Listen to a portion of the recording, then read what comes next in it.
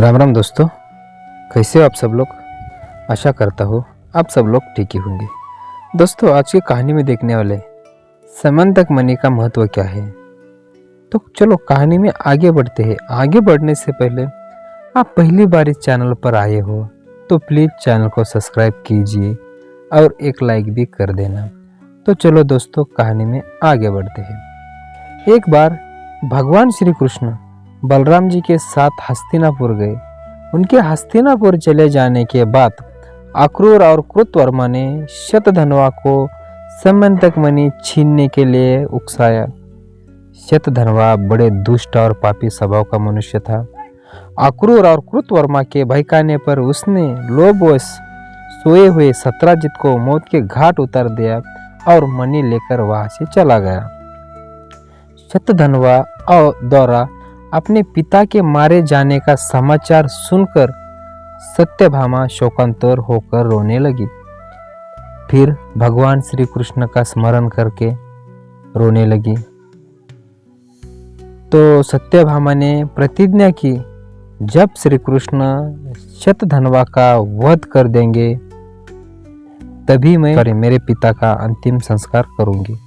इसके बाद उसने हस्तिनापुर जाकर श्री कृष्ण को सारी घटना से अवगत कराया।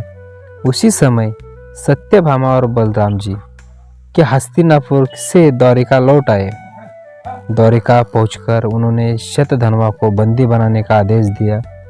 जब शतधन्वा को ज्ञात हुआ कि श्री कृष्ण ने उसे बंदी बनाने का आदेश दे दिया तो वो भयभीत होकर कृतवर्मा और अक्रूर के पास गया और उसने सहायता की प्रार्थना की, किंतु उन्होंने सहायता करने से इनकार कर दिया।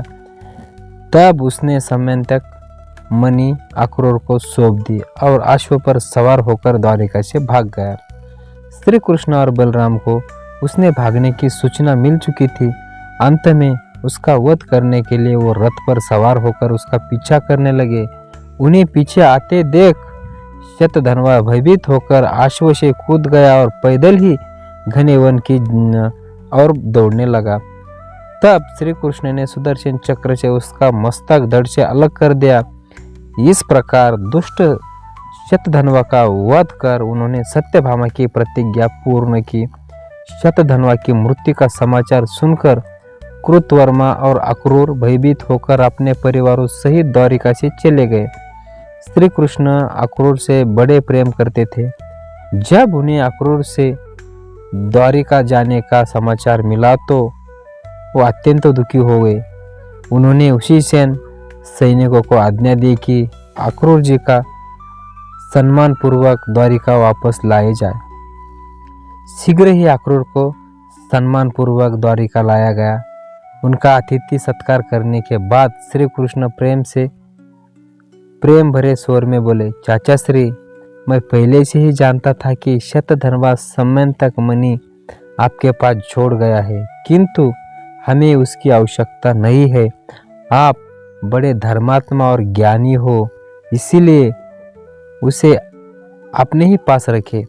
उसकी बात सुनकर अक्रूर की आंखों के आंसू बहने लगे। वो अपने अपराध की क्षमा मांगते हुए बोले, ज्ञानी निधान, आप परम दयालु है, भक्त वत्सल है, मैं आपके शरण में हूँ, आप मेरे अपराध को क्षमा करें।